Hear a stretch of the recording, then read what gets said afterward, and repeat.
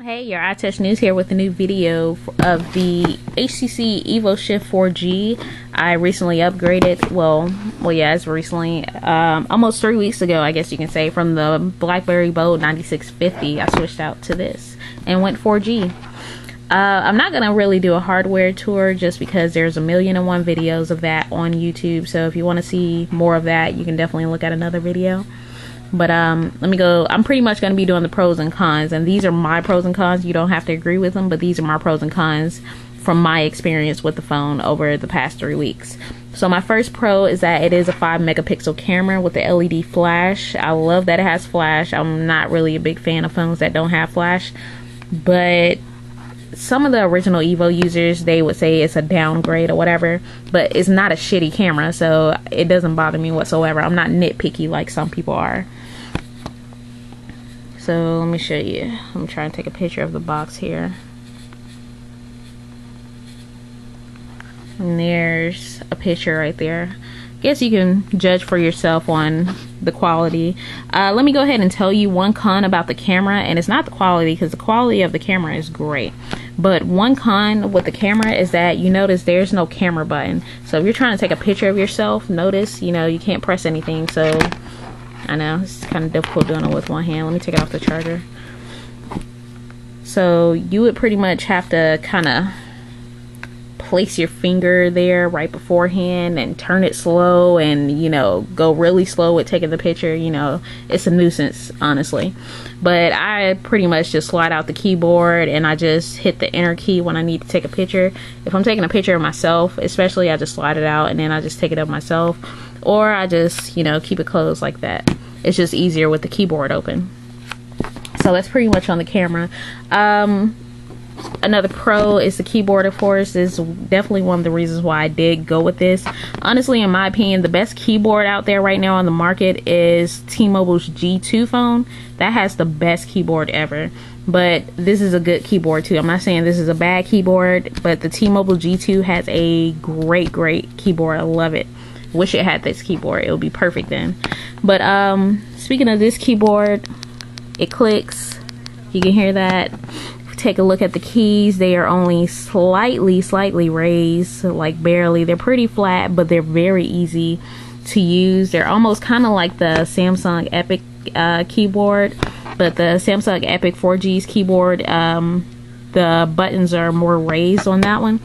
But it's very fast typing, spacious keyboard on the buttons and everything. So it's great for fast typing and emailing and texting and everything like that. I don't use the stock Android keyboard too much. But another pro with this phone is that it is 4G, but 4G can be a con as well. So, you know, it's a bit of both. It's a con because you have to pay $10 extra on your bill every month, but I did get a discount with work, so kind of helps out with, you know, kind of keeping my bill a little bit lower. But another con about it being 4G is that I only get 4G on campus whenever, because, you know, I go to college, so that's the only place I get 4G. When I'm at home, I don't get it whatsoever, so that kind of sucks. But the 4G works wonderful. I just think it's kind of a waste of money when you don't get it everywhere, so that's it on that. Another pro is that it's very smooth, because as you guys know, when I had the HTC Hero, which is pretty much the exact same interface as this right here, only this is running on Android 2.2, the HTC Hero was shitty, and I had so many problems with that phone. It would lag when I was trying to scroll from another page. You know, it would take forever to go.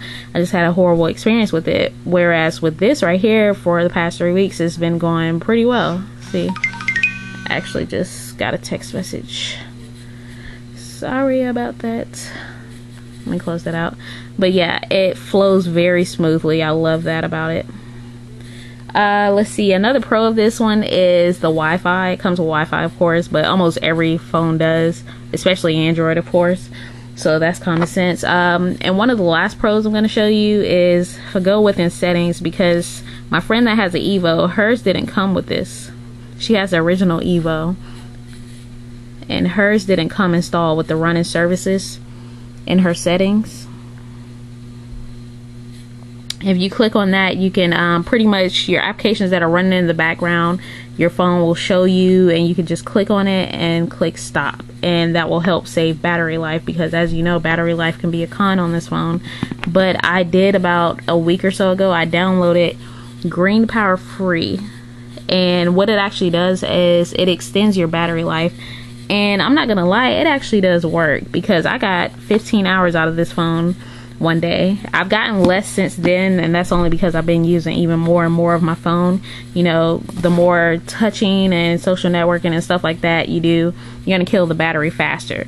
But I'm getting much more battery life out of the day. You know, I can leave in the morning and still come back in the afternoon after my classes and still have a good amount of battery left. So I definitely recommend this app, the Green Power Free app. You know, some people say it doesn't work for their phone, but for my Evo Shift, it works just fine. So I guess it really depends on what type of user you are, which I am a heavy user. So let's move on to some of the cons. One of my big cons about this phone is the placement of the volume rocker key.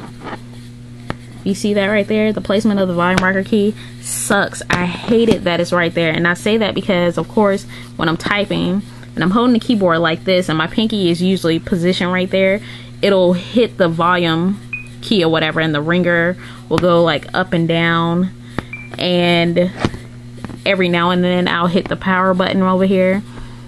So the placement of the buttons kind of sucks a little bit, but it doesn't bother me too much. It's annoying sometimes if I've typed a long message, which has happened before. I'll type a long message and then it completely erases because I made a mistake and pressed the power key. So yeah, that sucks about it, but eventually you get used to it, you know. I think I've pretty much gone over all my pros and cons of this phone. For the most part, I give the phone a 9 out of 10 because there are some things that bother me about it, but I haven't found a perfect phone yet, and I don't think I ever will, honestly. But yeah, it's definitely a great phone that I definitely recommend.